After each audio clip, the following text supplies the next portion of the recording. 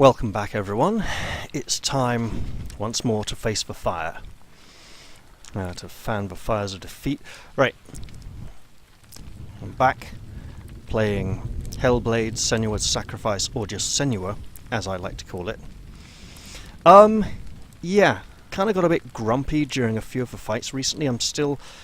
I'm not sure how the combat difficulty is compared to when it was on auto, to be honest, which might mean that it was making it easy for me a lot of the time anyway. In fact, it felt easier a lot of the time I had it on auto, but when auto gets hard, it gets really, really hard.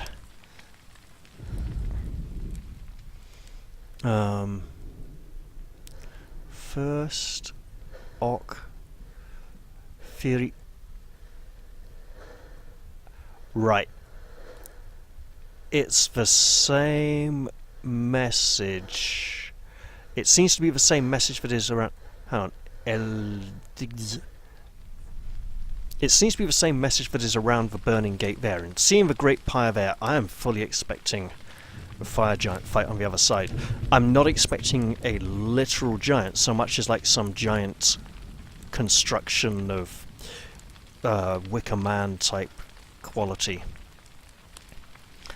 and running through the flames to have to get to it. Okay.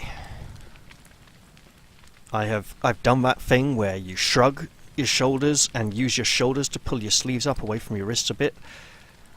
Immediately wished I hadn't because it's a flipping cold night, and I'm now pulling my sleeves back down again. Okay. Here we go. Oh wow, that blinked really quickly.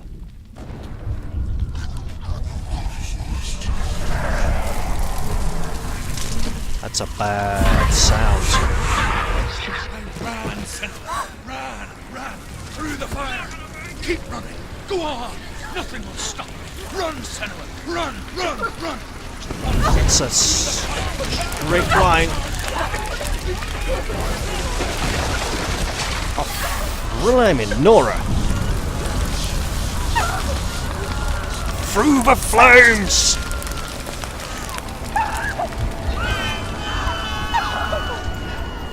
And here... Don't. She's dying. It's empty. Oh. What?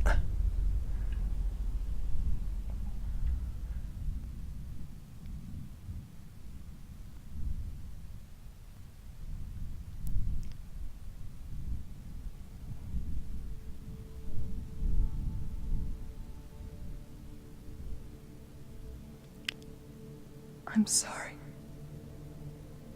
I'm so sorry.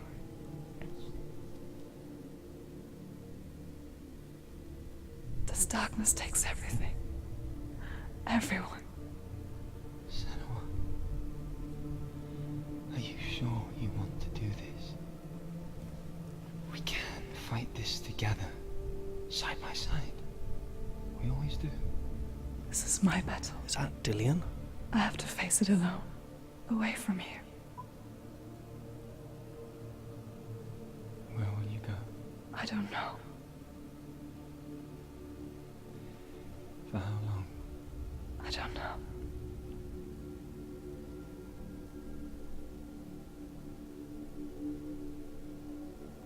I believe in you. You know that.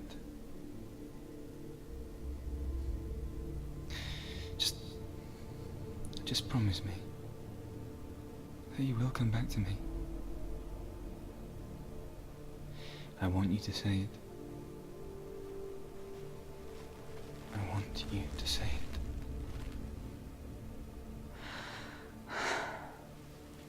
I will come back to you. I promise.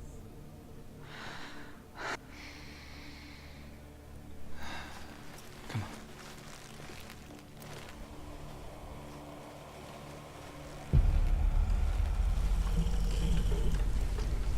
Yep. Blood of Cerberus. Take his mark. Fucking hell. I will cheer you from now and forever be dead. That is not a sword you block. Destroy everything. Everyone. me! Fight me now!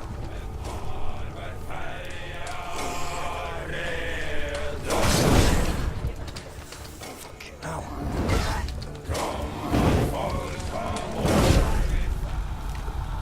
Quickly get up! They're coming! Come on, come on, come on, come on!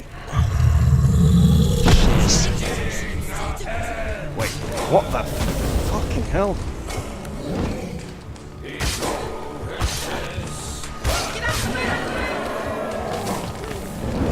Whoa, they are. Stop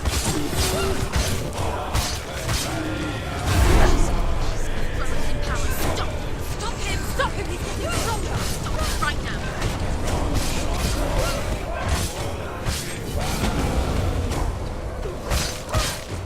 I like this fight. I like this singing. See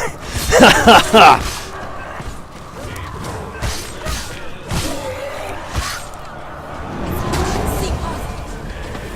You can do this. Focus. Focus. Uh-oh. I can't focus now. The sword is not. The mirror's not full. I mean. Oh my god. Right. Come on, come on, come on, come on, come on, come on, come on. Focus now! This fucking button mashing never works. Oh god.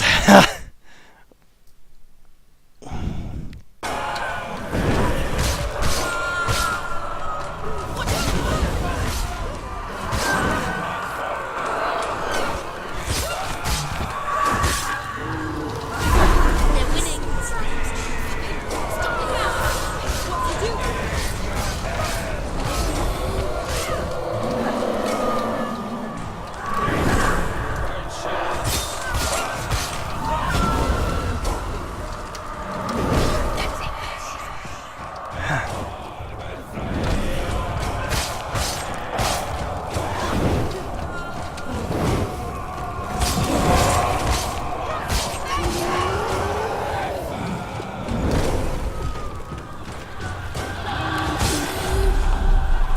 Easy, easy. Oh shit. Everything focus. Oh bollocks. It's E for focus, isn't it? Right. Focus! It's the only way. Ha! Yes!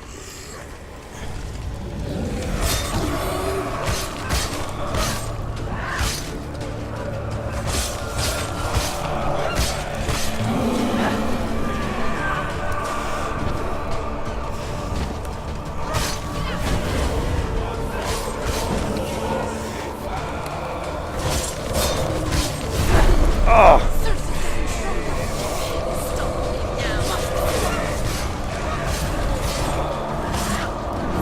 The flame shield! Stay back! You can do this. Focus. Focus. Now, focus.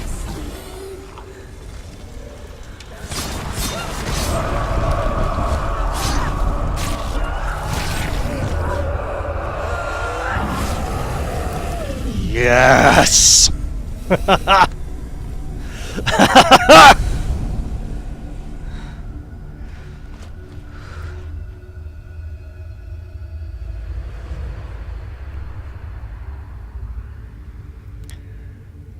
Oh. For every battle won, a greater battle takes its place. And so it goes. Until we fall.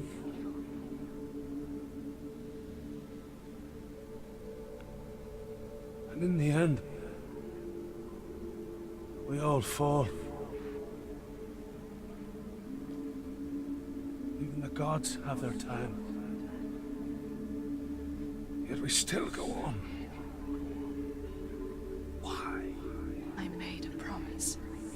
And I will go to hell to keep I it. die free, knowing you will carry my stories with you. I have fulfilled my quest. Yes, you have. When the darkness comes, I vow to guide you in this life and the next to fulfill yours. Then I will see you in hell. Be ready. face, horror in the eye, as I have, to find your answers, your quest, your truth.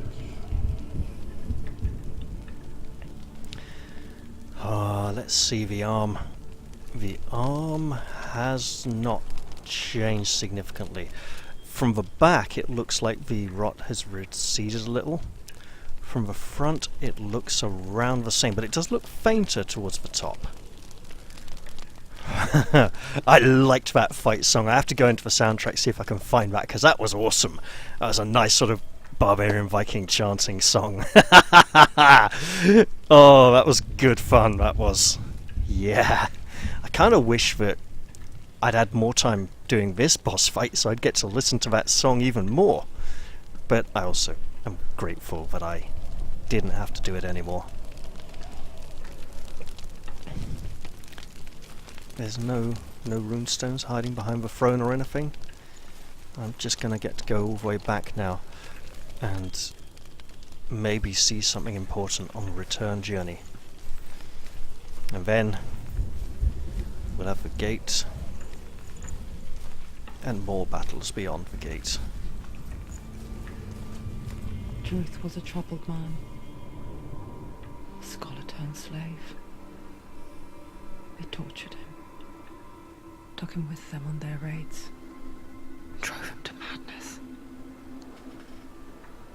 spreading this new form of darkness to new worlds. To my world.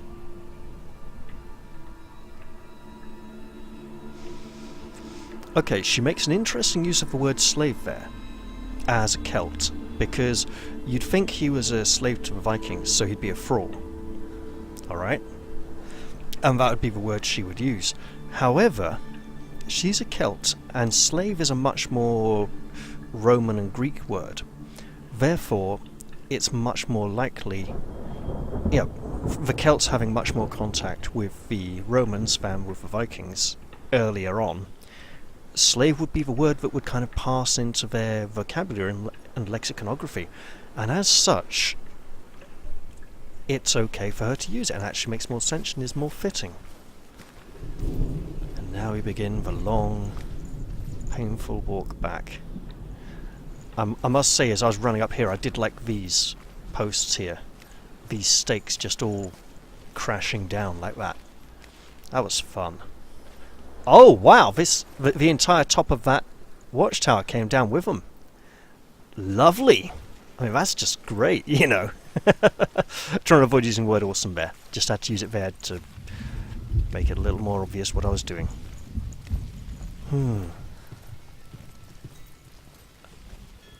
Wait, what? Okay, this is seriously wrong. I mean, she could just like squeeze past it, but she just walks right through that fallen wooden beam there. That is... I thought that was going to prevent me moving forwards, and I just thought I'll test it to see if there's a way past. Hey, can I like use this cooking pot to drink some sort of magic soup and recover all my health and get my arm back or something? Because that'd be really nice. I mean, up here, there's no way up here. Wait, what was that? Oh, that's cutting through the wall, alright. That was a nice, fun boss fight. I enjoyed that. That was not the Valravan fight at all. I was expecting to have to go through waves and waves of illusory kind of Einherjar berserkers there. I wouldn't really call them berserkers. I mean, the boar ones are more like berserkers. The raven ones, not so much. So the important thing is, are the warriors going to be waiting back at the gateway to fight me again?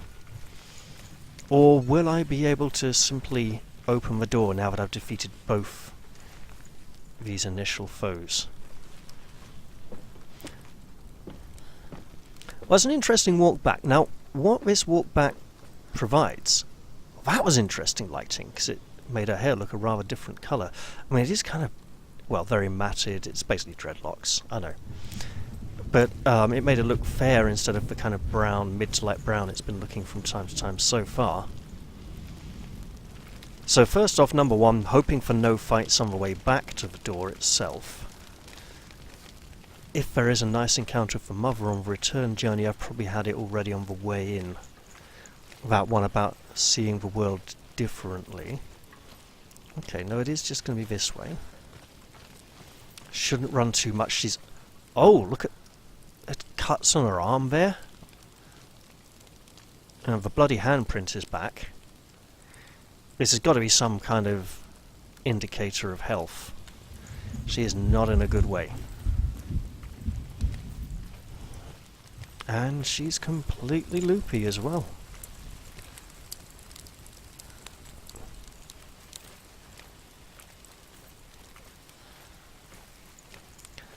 Alright, headed back up this way.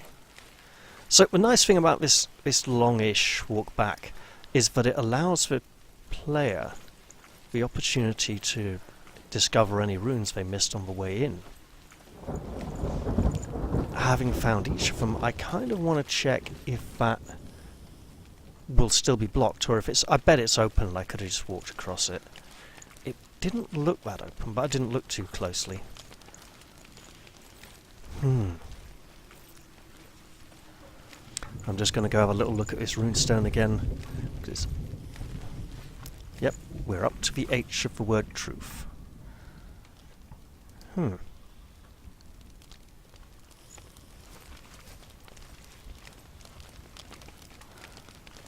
So, overall, I've had my issues with the combat system of this game, and I don't know how I found the radar rune to open that gate.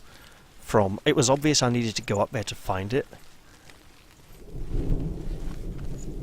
but it was this, yeah, appears to be... Senua saw a deep connection form between the Northmen and the darkness. His tales of hell were true. Then that was the source of it. She learned everything she could from him, until she too could see what he saw. Who is he?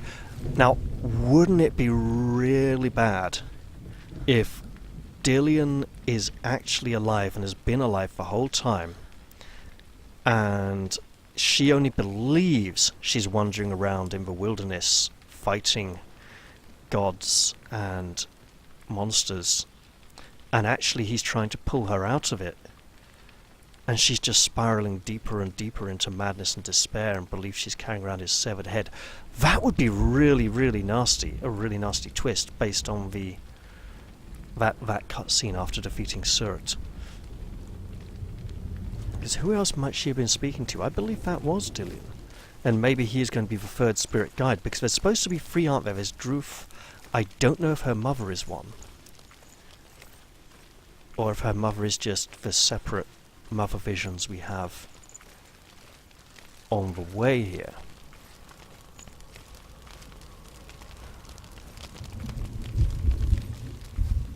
This oily, slick water.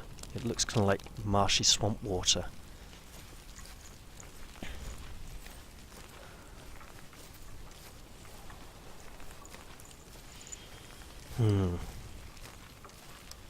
In many ways, this landscape does appear more Celtic than Scandinavian. At least to my mind. Well, more Scottish, not so much Irish or Welsh. I believe I'm supposed to be heading... Nope, not this way. Memory playing tricks on me. There's some stairs.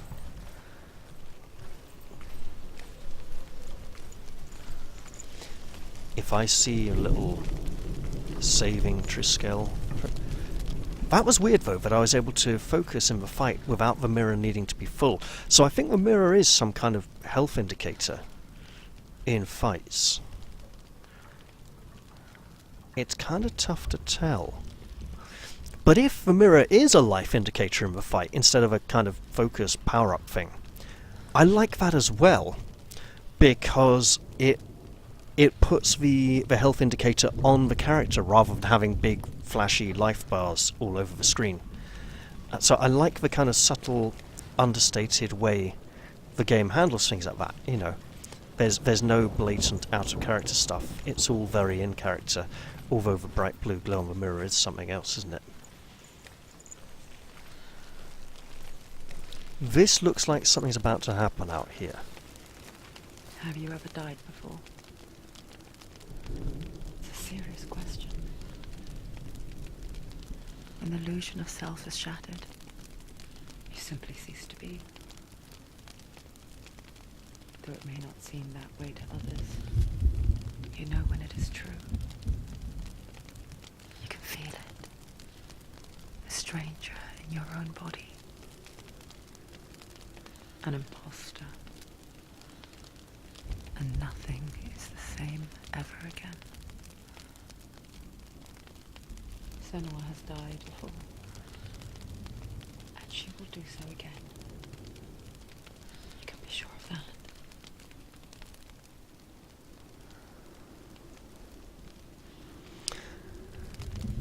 So...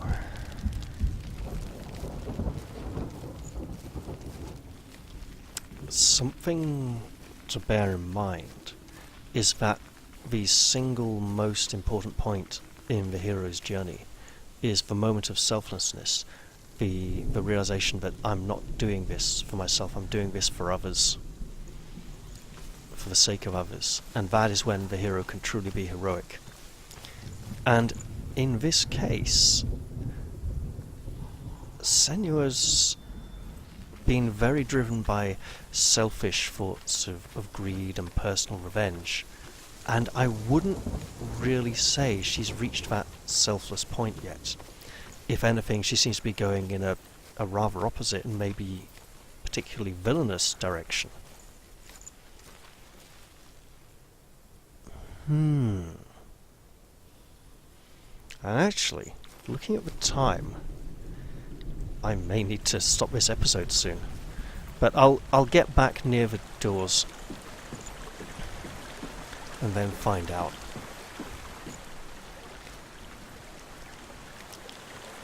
Wait, another face, is it?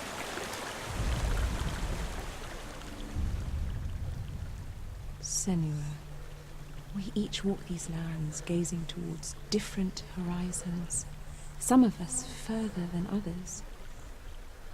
Your father cannot see what you see, but there is nothing wrong with seeing the world the way you do. Okay, for a moment there it looked like the face had gone completely. It does still seem to be there.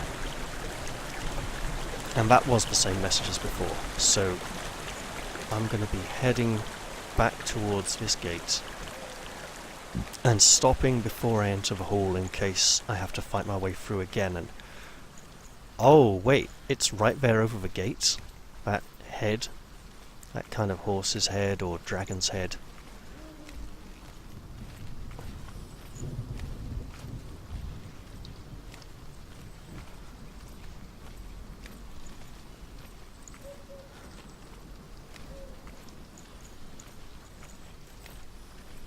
I mean, look, that's a very safe looking gate, but there may be danger. So I'm going to stop here and start up again. Bit of an abrupt end to the episode, I know, but I wanted to get to this point before progressing onwards. I hope you've all enjoyed this one, and I'll see you all in the next one. Bye bye for now.